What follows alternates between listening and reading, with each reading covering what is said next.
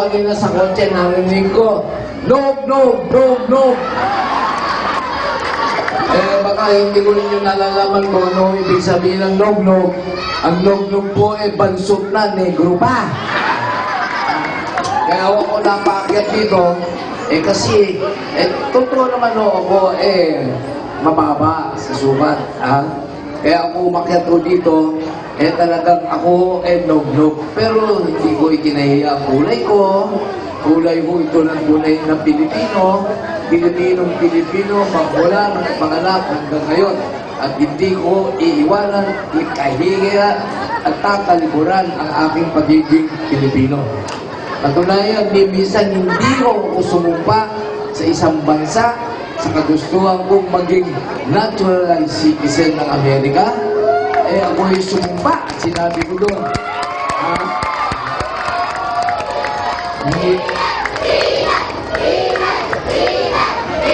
Sige.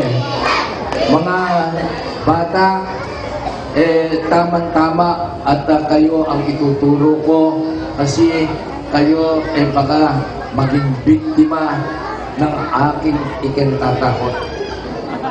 Mga kababayan, tayong lahat ay may responsibilidad na hindi dapat bumoto ang isang kababayan natin sa isang kandidato dahil sa paghanga sa kanyang ginagawang mali.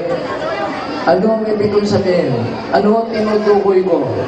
May isang kandidato dyan na hinahangaan tiyata dahil sa sinasabi niya, patayin ko lahat, magdami na kayo ng mga ataol,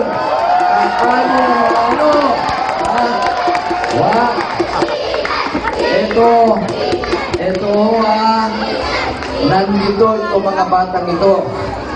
Alam niyo ba, yung pagpatay, unang-una na mga kababayan, tayo sa Pilipinas, wala na ho sa ating siga elektrika, wala na. Hindi ko na tayo nagkakaroon ng death sentence. Pangalawa, may hukuman po tayo. Yun ho ang diwa ng tunay na demokrasya. Yun kung hukuman ang makapagsasabi kung may kasalanan ka o wala. At pagka napatunayan na may kasalanan ka, papatawan ka ng parusa. Ano itong ginagawa ko nitong hinahangaan ninyo? Na dapat ko matakot kayo. Dahil sa okay naman to. Hindi ko niya kinukubre. Kasi yung sinasabi niya na mali, akala niya tama. Yun kung kandidatong ito, pinagmamalaki, pag ako naging Pangulo, itutuloy ko ang pagpatay sa lahat ng mga tao, kay bata, kay matanda, kay babae, kay lalaki. Papatayin ko yung mga napapagsuspetsahan na may ginawang paglabag sa batas. Ngayon, kaya ka boboto. Tayo ngayon, malapit na maghalalan. Ngayon, nagmumuni-muni tayo. Pinag-aaralan na ho natin kung sino ang dapat maging Pangulo.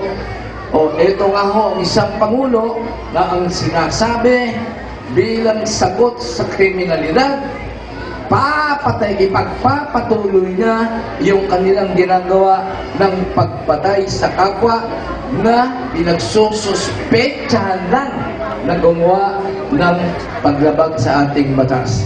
Nakatatakot po yan. Kailan pa? Sa bagay, tayo din dito, halimbawa na lang, sinasabi ng masama, mga nigarilyo. Yung iba, ayaw maniwala. Kasi dahil sa, hindi naman siya namamatay. Okay? Biro ko ninyo. Pagka ikaw nagkasakit na nahatulang ka na ng ikamamatay mo, tsaka ka patitigil. O eto ho ang pagkakataon, sana makinig kayo kasi palagay ko, responsibilidad nating lahat na pagsabihan at pagbigyan ng pagkakataong mag-isip-isip. Huwag po tayong boboto sa isang tao na magsisisi tayo kung bakit natin ibinoto. Bakit kayo magsisisi? Sinabi na nito, papatayin ko lahat na sa tingin ko ay lumabag sa batas. Okay? Ngayon, iboboto mo. Pag ikaw ay yung kaanak mo, asawa mo, mahal mo sa buhay, naging biktima nito, saka ka magsisisi. Hindi na tayo dapat dumating po sa yugto ng pagsisisi. Sinasabi na ho natin, alam na ho natin, ipagpapatuloy ang pagpatay na sa tingin niya ay may ginawang paglabag sa batas. Hindi ho makatao yan, hindi ho makakristyano yan, hindi ho makadus yan.